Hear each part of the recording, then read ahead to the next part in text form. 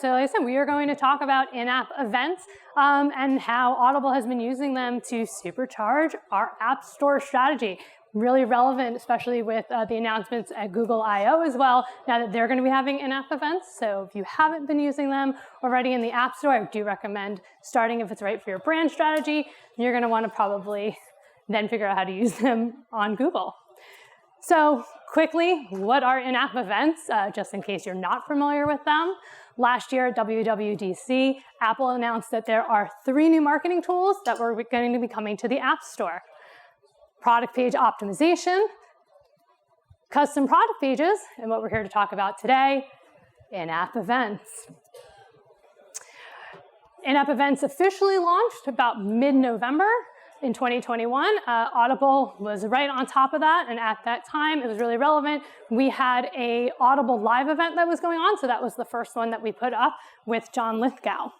Audible, we are an entertainment company. We create a lot of great original branded content, and discovery is very important to us. So in-app events has been a tool that we've used quite a bit. When you look at App Store search, in case you're not familiar or you haven't seen this, they appear in place of your screenshots. So again, Audible, entertainment, original content. So as you're scrolling, this is an example of podcasts. We are not exactly the highest ranking. People are always surprised when I tell them that Audible has podcasts, in fact. So now as you're scrolling through, instead of seeing our screenshots, which are not podcast specific, because that's not the only thing we do, you are now provided with our in-app event, which is a podcast. So it's helping you discover part of what we do as a brand. This one actually just dropped this morning. It's now live.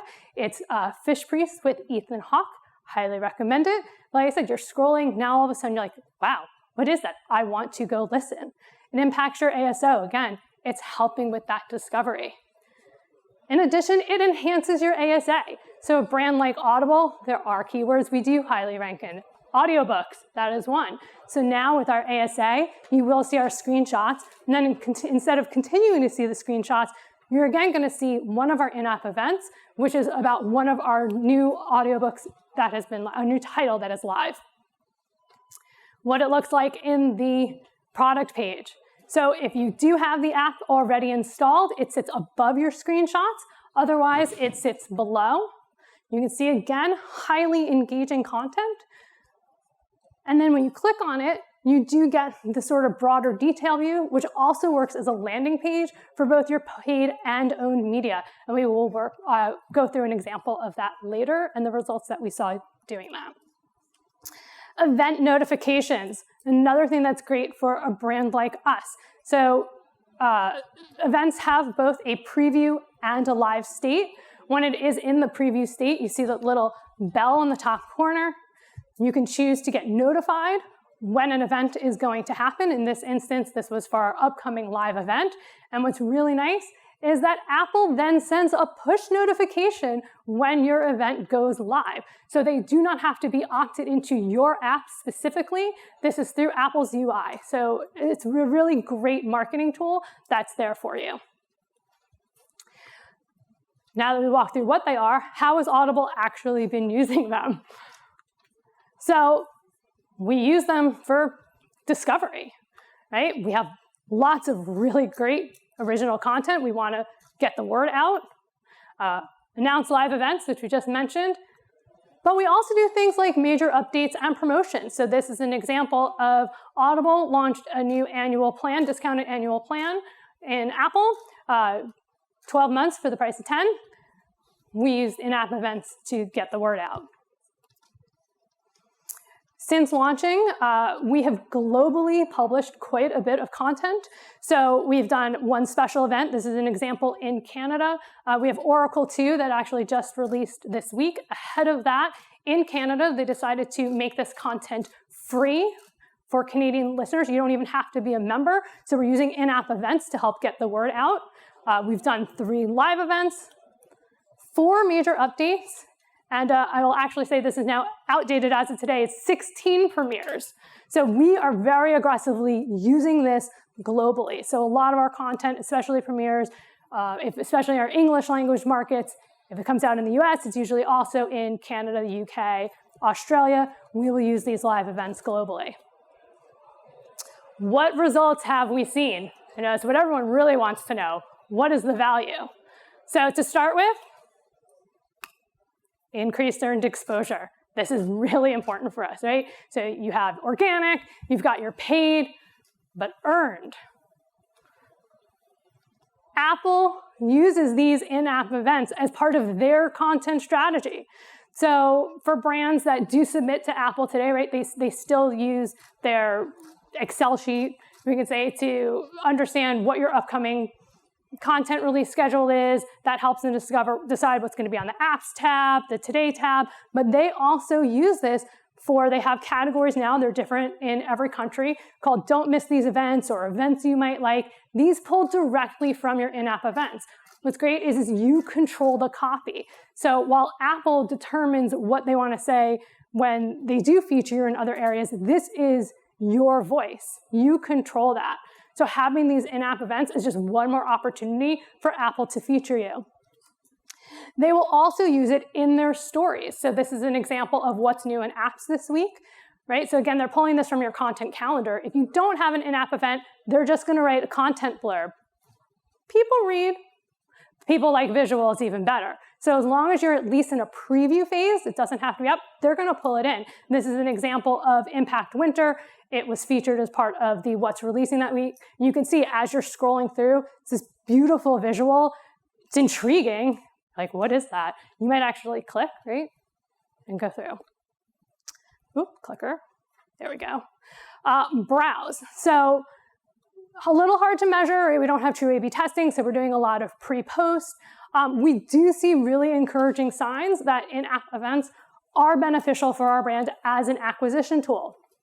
So again, using that pre-post data, we see impressions have actually been up 113%. We did a 3-month pre-post period, and up 184% same time previous year. So those are pretty good numbers. There's obviously other things that are going to influence these numbers, but all things considered, we feel like the in-app events are definitely helping.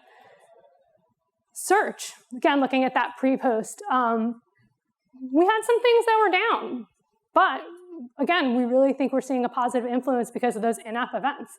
So during that pre-post period, in the post, our spend was actually down 37%, right? It's kind of like a good starting point. Down 37%, but impressions were only down 16%, installs only down 2%, and CPI was actually down 16%, so we became more efficient. Year over year, spend was down 48%, even more, but impressions were up 14%, installs 88%, and CPI was down 32%. So yeah, lots of other things going on, but we really think these in-app events are helping our brand. We also see really encouraging data about driving repeat visits. If you're going to the App Store because you're bored and you want entertainment, you already have Audible on your device, that means we are not top of mind, right? I have Audible. I know there's content. I have Netflix. I have Hulu.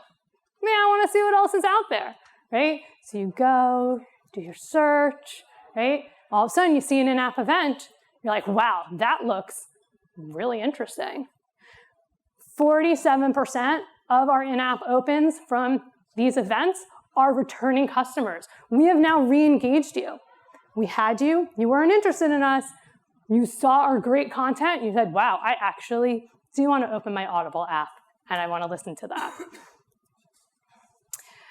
Paid media tests. Now here's where we're using real A/B testing. So this is like that real data. We know it's really working. We ran this in Canada. So they had a release for Sidney Crosby. If you're into hockey, he's, I guess, really famous, especially in Canada. So they ran a bunch of display media ads, right? 50% went to our product page. 50% went to the landing page. Increased click rate, 25%. CPI was down 20%. Canada is now rolling this out for all of their big titles, and we are starting to test this in other markets. As with a lot of things, There is a sweet spot, I would say, in the number of events that we run in any country at any time. We have tested running a lot versus a little. Clicker. For us, we have found that for Audible specifically, 2 is our sweet spot. Any more than that, right, we don't really find that it gets traction in search or with Apple. Doesn't mean your brand that having more than 2 isn't the right thing. Fandango, for example, they usually run 3 or 4 in-app events at a time. A different type of market. People go click and they buy their tickets right then and there. Search algorithms, again, we were saying we don't really find that have benefited from having more than 2, so we've really stuck to 2. Localization. This is great. I think there's a lot of opportunities. Little warning, the platform isn't necessarily there yet. So in case you don't know, in-app events, you're only allowed 5 currently globally. Okay? So again, this is great because it kind of expands the amount of spots that you have. You can customize the copy and the times that the events are live that can be localized. So we can have an event that is both in English and in French if we wanted to. One of the downsides right now currently though with the Apple UI is that you can only put 1 URL in. So again, for a brand like Audible, we have different ASINs in different countries, especially different languages. We can only drive to one of those pages because the US is a large market. That's where we drive to now. All the other countries just go to the homepage. Not the best CX, but not the worst either. So, kind of to sum it up, we are definitely seeing positive results. We are really excited to start experimenting with Google and their Play Store. If you are not using in-app events today, we would say, what is the story that you could be telling to your members and prospects, right? So how you use your in-app events is going to be really based on your brand. Test the right balance. Again, we have found 2 is the sweet spot for us. Doesn't mean 2 is the right number for you. Use the localization, but approach it with caution. And last but not least, I didn't touch on this earlier, but I want to quickly mention it. Vary the images you use in your App Store assets. So if you are someone that does partner a lot with Apple or hope to partner and be featured in other content, as much as possible, try to have your assets look different.